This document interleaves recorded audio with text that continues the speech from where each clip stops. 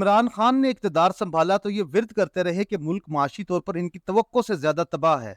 शहबाज शरीफ की क़यादत में जरदारी, मौलाना खालिद मकबूल, अख्तर मेंगल और दीगर ने मिलकर हुकूमत संभाली तो यही दुहाई देते रहे कि मुल्क को पीटीआई ने जिस तरह तबाह कर रखा है वो इनके खदशात से कई गुना बढ़कर है। वो कहते रहे उन्होंने रियासत की खातिर अपनी सियासत की कुर्बानी दी, लेकिन अब निगरान आ गए हैं तो वो भी यही फरियाद कर रहे हैं कि मईशत ही नहीं बल्कि आवे का आवा ही बिगड़ा हुआ है और समझ नहीं आ रही कि इस्लाह का आगाज करें तो कहाँ से करें। जर्नैलों और सियासतदानों का तो जिक्र होता है, लेकिन इस मुल्क को नाकाबिले इस्लाह बनाने में बड़ा किरदार ब्यूरोक्रेसी, अदलिया और माफियाज का है, जिनका जिक्र नहीं हो रहा। ताहम यहाँ फिर सवाल ये उठता है कि इन सब को किसने खराब किया है, तो जवाब मिलता है कि इन सियासी रहनुमाओं ने। ये लोग होशियार हैं और बदरजा अतम होशियार हैं, लेकिन अफसोस के मुल्क के लिए नहीं बल्कि अपने लिए। जरा मुलाहिजा कीजिए कि पीपल्स पार्टी ने सिंध में अपना जो सिस्टम बना रखा है, ये क्या मामूली अजहान का काम है? सिस्टम बनाने की बजाय अगर वो ये सलाहियत और काबिलियत सिंध की आवाम की बेहतरी के लिए इस्तेमाल करते तो क्या आज सिंध जन्नत ना होता?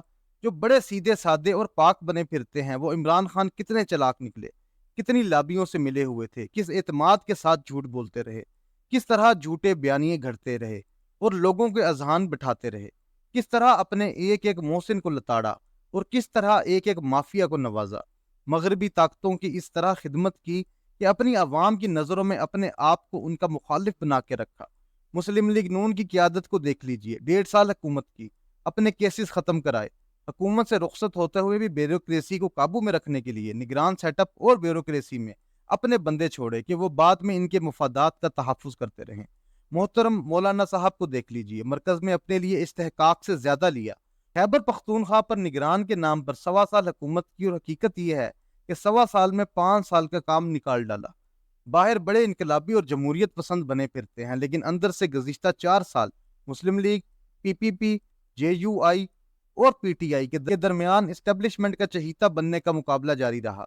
इमरान खान ने 2 कदम आगे बढ़कर आलमी इस्टेब्लिशमेंट की दरपर्दा सपोर्ट के साथ इस्टेब्लिशमेंट को ब्लैकमेल भी किया, लेकिन हदफ सिविलियन बालादस्ती नहीं बल्कि यही था कि मुझे माजी की तरह दोबारा गोद लेकर इक़्तिदार दिलवा दे।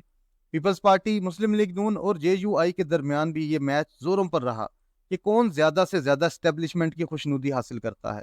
बज़ाहिर इनकलाबी नजर आने वाले कौम परस्त भी कुछ कम नहीं, लेकिन दरपर्दा इनका किरदार बाप पार्टी जैसा होता है और हर एक अपने चैनल से एस्टेब्लिशमेंट के साथ राब्ते में रहकर चहीता बनने की कोशिश करता है। ताहम आवाम के सामने ये मीडिया में ऐसा तासुर देते हैं कि जैसे सिविलियन बालादस्ती के असल चैंपियन वो हैं। इसमें कोई शक नहीं कि अगर जिम्मेदारी का तयन किया जाए तो मुल्क को माशी और माशरती हवालों से तबाह करने में जर्नैलों और डिक्टेटरों का हिस्सा सियासतदानों से ज्यादा है, जबकि मुल्क को हालिया तबाही से दो चार करने वाले सुनामी का प्रोजेक्ट भी जर्नैलों ने शुरू किया था, जिसकी मुल्क के साथ साथ अब खुद इन जर्नैलों के वारिस भी भारी कीमत चुका रहे हैं। लेकिन हकीकत यह है कि इस मुल्क के सियासी रहनुमा भी रहनुमा कहलाने के हकदार नहीं रहे। सब ने अपनी अपनी बारी गुजार दी और अब आवाम को भारी बिजली बिलों, महंगाई, दहशतगर्दी और निगरान हुकूमत के सुपुर्द करके हर एक अगली मरतबा अपनी बारी को यकीनी बनाने में लग गया है, बल्कि अगली बारी की तैयारी के लिए छुट्टियों पर चले गए हैं। इधर बिजली के बिलों और महंगाई की वजह से आवाम सड़कों पर है, इधर निगरान हुक्मरान सर जोड़कर बैठे हैं कि करें तो क्या करें, लेकिन किसी सियासी जमात के पास मुल्क को इक्तिसादी बहरान से निकालने के लिए कोई मंसूबा अमल और ना इसकी फिक्र है। इसलिए आर्मी चीफ बड़े सेठों से मुलाकातें करके मईशत को संभाला देने की कोशिश कर रहे हैं। हालांकि यही सेठ हर सियासी और फौजी हुक्मरान को अपने दाम में लाकर अपनी मईशत को मजबूत और मुल्की मईशत को तबाह करने में अपना भरपूर किरदार अदा कर चुके हैं और अब भी हम्मा वक्त हर हुक्मरान और ब्यूरोक्रेट को गुमराह करने और करप्ट बनाने में मगन रहते हैं। कल किसी ने पूछा कि मुल्क नाजुक दौर से गुजर रहा है, लेकिन सियासी क़यादत किधर है? मैंने जवाब दिया, मौलाना मोहतरम 1.25 साल इक़्तिदार के मजे लूटने के बाद खुदा का घर देखने गए थे, जबकि इनके बेटे और भाई खुदा की शान देखने इंग्लिस्तान गए थे। मियां नवाज शरीफ और मियां शहबाज शरीफ भी इसहाक डार को साथ लेकर इंग्लिस्तान में खुदा की शान देख रहे हैं। जरदारी साहब अल्लाह के घर और अल्लाह की शान के दरमियान दुबई में बैठे हैं और सिंध में कायम अपने सिस्टम को बचाने के लिए सरगर्दां हैं, जबकि इमरान खान अटक जेल में अल्लाह अल्लाह कर रहे हैं।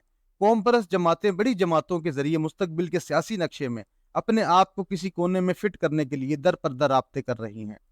सरे दस्त सिर्फ साद रिजवी और सराजुल हक सियासत कर रहे हैं। रहे गरीब अवाम और मुल्क तो वो अल्लाह, आर्मी और निगरानों के सुपुर्द हैं। جب انتخابات کا اعلان ہو جائے اور حکومت تحلیل ہو جائے تو ظاہر ہے کہ اگلے انتخابات منعقد ہونے اور پھر نئی حکومت بننے کے وقفے تک ملک بغیر حکومت کے نہیں چل سکتا۔